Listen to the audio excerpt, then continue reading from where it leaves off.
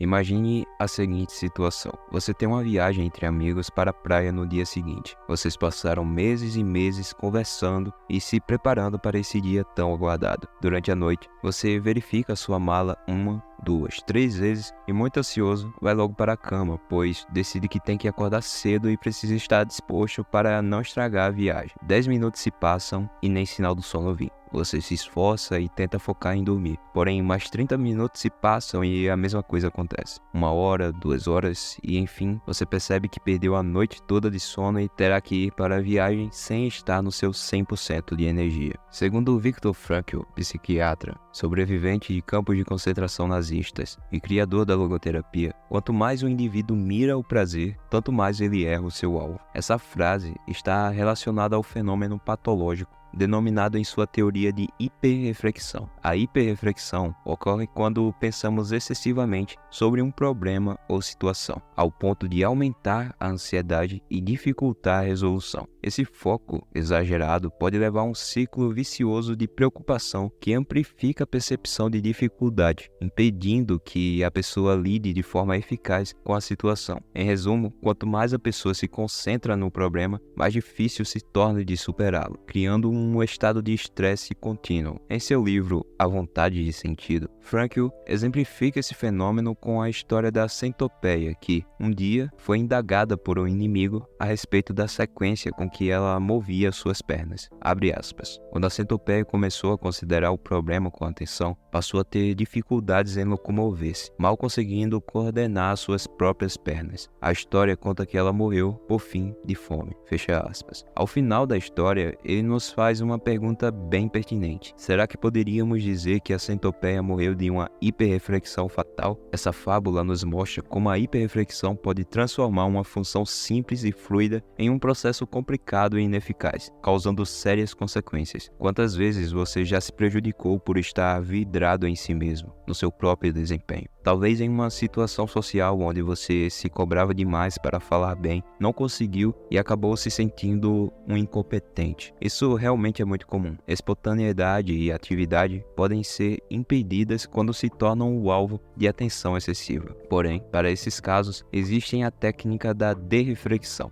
A derreflexão consiste em desviar a atenção excessiva de um problema ou sintoma para diminuir a ansiedade associada a ele. Em vez de se concentrar obsessivamente na questão, a pessoa direciona a sua atenção para atividades ou pensamentos positivos e construtivos. Isso permite que o problema se resolva de forma mais natural, sem a pressão e o estresse causados pela hiperreflexão. Então, dito isso, como a derreflexão poderia ser utilizada na situação comentada no início do vídeo? Ao invés de ficar se cobrando para adormecer, você poderia direcionar sua atenção para outras coisas, como ler um livro, por exemplo. Sabemos que, estando confortável e fazendo alguma atividade de baixo estímulo, isso pode induzir o sono. Ou seja, nesse caso, o que tanto me preocupava já não é mais o meu foco primário, e sim uma possível consequência do meu novo foco, que é ler. Podemos pensar na situação social também. Você poderia concentrar-se em ouvir ativamente os outros, ao invés de se preocupar com a sua própria performance. Isso ocasionalmente geraria um ambiente de interesse genuíno, e a forma com que você fala já não seria mais um problema, fazendo com que tudo acontecesse de uma forma mais natural. A derreflexão também é uma técnica muito utilizada na logoterapia para o tratamento das ditas neuroses sexuais, como a frigidez nos casos das mulheres e a impotência ou ejaculação precoce nos homens. Nesses casos, ela pode ser usada para remover o caráter de autocobrança excessiva que geralmente o indivíduo se impõe na relação sexual. Algo importante a se salientar é que eu já fiz um vídeo aqui no canal sobre a intenção paradoxal, outra técnica da logoterapia. De forma bem resumida, essa técnica consiste em a pessoa desejar precisamente aquilo que ela teme, invertendo a sua atitude em relação ao problema. O ponto aqui é que ambas as técnicas, tanto a derreflexão quanto a intenção paradoxal, repousam sobre dois constitutivos da existência humana, a capacidade de autotranscendência e a de autodistanciamento. Eu já comentei sobre a capacidade de autodistanciamento no meu outro vídeo, então vou deixar o link aí nos cards para você conferir lá. Agora, falando sobre a autotranscendência, ela é a capacidade de um indivíduo de ir além de si mesmo e de suas preocupações pessoais, conectando-se com algo maior, como outras pessoas pessoas, valores, causas ou objetivos significativos. Esse conceito, central na logoterapia de Viktor Frankl, sugere que a realização e o sentido na vida são alcançados quando transcendemos o foco em nós mesmos e nos dedicamos a algo que possui um valor ou significado superior. Em outras palavras, a autotranscendência envolve encontrar propósito e sentido ao contribuir para o bem-estar dos outros ou ao se envolver em atividades que refletem valores profundos e princípios elevados. Aliás, fiquem ligados aí no canal porque em breve eu vou fazer um vídeo sobre propósito na vida e sentido. Eu vou caprichar bastante na pesquisa, pois é um tema que eu gosto muito. Muitas pessoas são contrárias a essa ideia por acharem romântico ou não entenderem a proposta da teoria, mas eu vou tentar mostrar como o propósito e o sentido podem ser fatores reais na vida de todos. Enfim, a reflexão é uma técnica muito poderosa para desviar a atenção dos problemas e reduzir a ansiedade que a hiperreflexão pode gerar. Claro que nenhuma técnica terapêutica é uma panaceia, ou seja, um remédio milagroso, mas eu recomendo muito que você experimente aplicar essa técnica e ver como ela poderia ajudar a resolver alguns problemas de uma forma mais tranquila e natural. Então deixa aí nos comentários se você já usou ou pretende usar a reflexão e compartilha a sua experiência, cara. Eu fico muito feliz de ler os comentários de vocês. Até mais.